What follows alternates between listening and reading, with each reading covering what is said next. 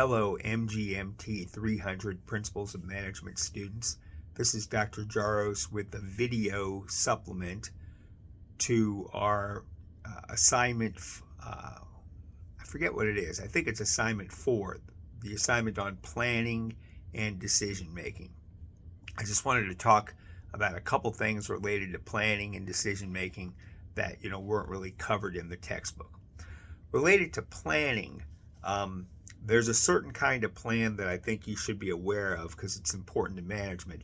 It's called a product or service development plan. And the purpose of a product or service development plan is to try to develop new products or services and introduce them to the market. This is a very important part of business because about 90% of corporate profits are earned by new products and services that have been recently introduced. We're all well aware of products that have been around forever. Take a product like Coca-Cola. That's been around our entire lives, and it's a very profitable product. But Coca-Cola is kind of the exception. It's an old product that still makes a lot of money. But most profitable products are new. They're recently introduced. And so it's important for companies to develop new products and services. A couple things about product service development plans. First of all, the plan is typically constructed by what is called a cross-functional team, meaning a team that consists of people from a variety of business functional backgrounds. Like a new product development team will probably consist of people from the marketing area, from the management area, from the finance and accounting area, and also the research and development area. Because developing and introducing a new product involves input from all of those areas. An important aspect, therefore, of developing a product or service development plan is communication. There has to be strong communication among the team members. They have to be able to share ideas with each other to come up with creative solutions to business problems. And there also has to be what we might call strong external communication. That is, if we're developing new products or services, we want to make sure that the market wants them, that our customers want them. So we want to, share our ideas that we've come up with for new products or services with customers and consumers, people we do business with. We want to solicit their feedback. We want to say, hey, we have this new idea.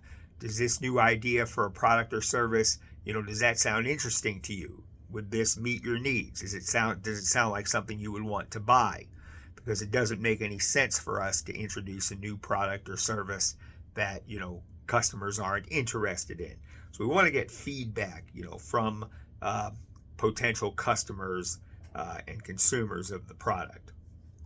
And basically there are 3 steps in developing a new product or service development plan.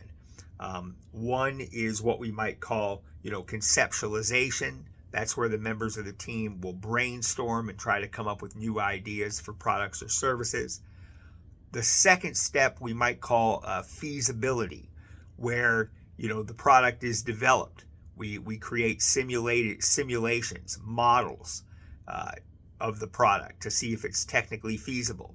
Then we might conduct research, market research, test market the product once we've developed it to see if consumers like it, see if they want it. So we develop prototypes of the product, samples of the product, either via computer modeling or eventually, actually building the product itself, and then test market that with consumers. And then phase 3 is implementation, when we actually introduce the product to the market. And so that involves logistical issues like, manufacturing the product and then shipping it, marketing it, and things of that nature.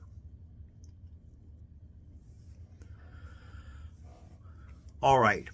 More generally, again, related to planning, the book does a really good job of going into the details of, the different kinds of plans that managers make and implement, and that's great. But I also just wanted to kind of take a step back and explain why planning is important for managing an organization. Why bother to develop plans? It takes time to develop a plan and to run your business, or to run a part of the business, like a division or a subunit or a department, based on plans. Why shouldn't managers just kind of fly by the seat of their pants, just kind of, make decisions as the need for them arises? Because planning is about trying to forecast the future. You make a plan based on what you think or hope will happen in the future. Okay. Well, there are some benefits to formal planning, and I just wanted to mention a few of them. Okay. So benefits to formal planning, or, why should managers develop plans? Number one is planning provides direction for the business. Okay. Because as you learned about in the book, one of the aspects of developing a plan is coming up with a goal. You develop a goal, and that goal, you try to achieve that goal by developing a plan. Okay. So, part of the process of developing a plan is establishing a goal for the plan. And that goal allows the members of your team, the subordinates that you are managing, it provides them direction. It tells them, okay, this is the direction my manager wants me to move in. This is the direction that we are trying to move in as a business unit. This is what we are trying to achieve. So it creates clarity in the mind of subordinates about what direction the managerial team or business subunit is going in. It also facilitates coordination. What I mean by that is, oftentimes when a manager develops a plan, the plan will indicate, what the tasks and duties and responsibilities of each team member are, or of what each subordinate are.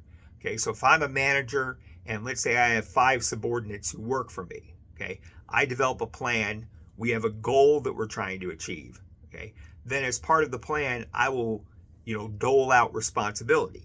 I'll tell, subordinate number 1, you're supposed to do this. Subordinate number 2, your job is to do that. Subordinate number 3, you're supposed to do this other thing. Okay, and so that achieves coordination, because without a plan, maybe the subordinates will be unclear about what they're supposed to do. And so maybe the subordinates will start doing each other's job. There might be overlapping of effort and work, which is wasteful to the organization. So it kind of provides clarity and coordination in terms of what each subordinate's job is and what they are supposed to do. Also, finally, or not finally, number 3, planning facilitates control. And by control, what we mean is, holding people accountable for the work they do, being able to, appraise their job performance. Planning facilitates that because, when you give each subordinate their job responsibilities, you tell them what they're supposed to do. That enables you to what? Later, you can evaluate their performance.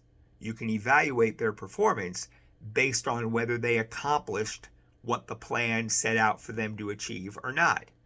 You can later come back 6 months later and say, okay, the plan said you were supposed to do this. Did you do that or not? And then you can, develop a performance appraisal based on what they achieved or failed to achieve. So it facilitates control in the sense of holding people accountable. Then last but not least, number 4, planning facilitates financing. What I mean by that is, oftentimes businesses try to raise money. They may try to, take out a loan from a bank, or they may try to convince investors, to buy into the company, right? So you're trying to raise money either through investment or by taking out a loan. Well, when you go to investors or when you go to a bank and try to raise money, a business, most of the time, the bank or the investment group, they're going to want to see a business plan. They are going to want to see a plan that you can present to them that says, okay, this is what we're trying to achieve as a business, and this is how we plan to spend your money. Okay. Without that kind of plan, you're very unlikely to get a loan. You're very unlikely to convince investors to, invest in the business. So raising money, it's very important that we develop plans.